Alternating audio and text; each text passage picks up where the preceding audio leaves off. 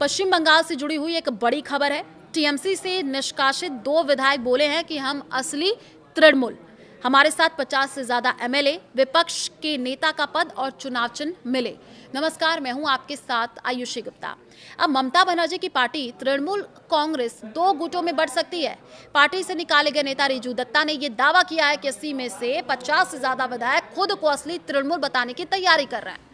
रिजू ने दावा किया है कि आज ये सभी विधायक विधानसभा स्पीकर के पास जाएंगे, 3 मुद्दे उठाएंगे। पहला, हम भी असली तृणमूल कांग्रेस हैं। दूसरा, विपक्ष के नेता ऋतव्रत होंगे, न कि शुभन देव। तीसरा, हमारे पास 2/3 बहुमत है, इसलिए चुनाव चिन्ह हमारा होना चाहिए। बंगाल में टीएमसी के 80 विधायक हैं। नए गुट को मान्यता के लिए 2/3 यानी 54 विधायकों की जरूरत होगी।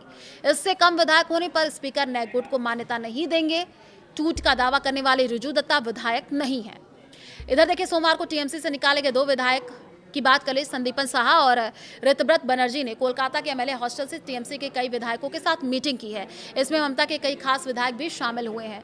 बीजेपी ने कहा, टीएमसी के लिए हमारे दरवाजे बंद। पश्चिम बंगाल बीजेपी के अध्यक्ष समीक भट्टाचार्य ने कहा, टीएमसी के लिए हमारे दरवाजे बंद है। हमने किसी को बाहर से लाए बिना 207 का आंकड़ा छू लिया। इस बार हमारी राजनीतिक रणनीति जमीनी स्तर से शुरू हुई है। हम ऐसे लोगों को अपनी पार्टी में कैसे शामिल कर सकते हैं जो दागी हैं। बीजेपी का तृणमूलीकरण कभी नहीं होगा। तो वहीं देखिए, टीएमसी का दावा, ज्यादातर विधायक ममता के साथ रहेंगे। टीएमसी के शुभन देव चट्टोपाध्याय ने यह कहा कि पार्टी के ज्यादातर विधायक दल बदल की अटकलों के बावजूद पूर्व मुख्यमंत्री ममता बनर्जी के साथ ही रहेंगे और टीएमसी के पुरानी नेता संगठन पर अपना नियंत्रण बनाए रखेंगे। कांग्रेस बोली, लगता नहीं कि टीएमसी जिंदा रह पाएगी। कांग्रेस नेता उदित राज ने यह कहा कि ममता ने जो बोया है वही काट रही हैं। असलियत यह है कि उनके पास विरोध करने के लिए लोग ही नहीं है। मुझे नहीं लगता टीएमसी आगे जिंदा रह पाएगी। टीएमसी के कार्यकर्ताओं में बहुत असंतोष है। ममता को अब इंडिया ब्लॉक को मजबूत करने के बारे में सोचना चाहिए। पहली, 2/3 विधायक भाजपा में शामिल हो। टीएमसी के कुल 80 विधायकों में से 2/3 54 विधायक भाजपा में शामिल होने का फैसला ले। ऐसे में दल बदल कानून नहीं लगेगा। हालांकि भाजपा ने इनकार कर दिया है।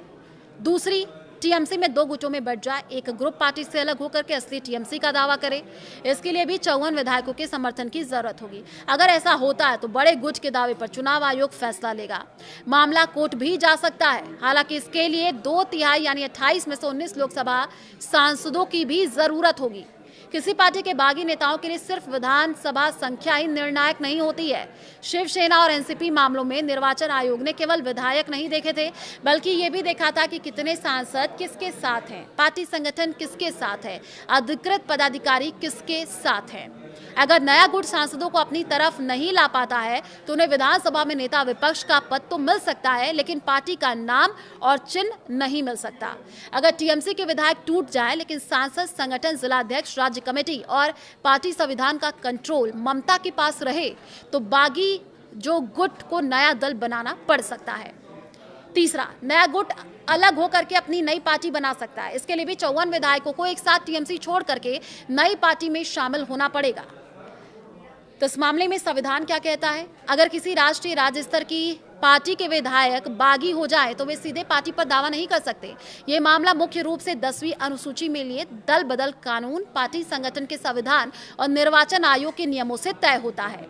अगर किसी राष्ट्रीय राज्य स्तर की पार्टी के विधायक बागी हो जाएं तो वे सीधे पार्टी पर दावा नहीं कर सकते। ये मामला मुख्य रूप से 10वीं अनुसूची में के लिए दल बदल कानून, पार्टी संगठन के संविधान और निर्वाचन आयोग के नियमों से तय होता है। 91वें संविधान संशोधन 2003 के बाद कम से कम 2/3 विधायक मूल पार्टी से अलग होने का निर्णय लेते हैं तो उन्हें अयोग्यता से छूट मिल सकती है।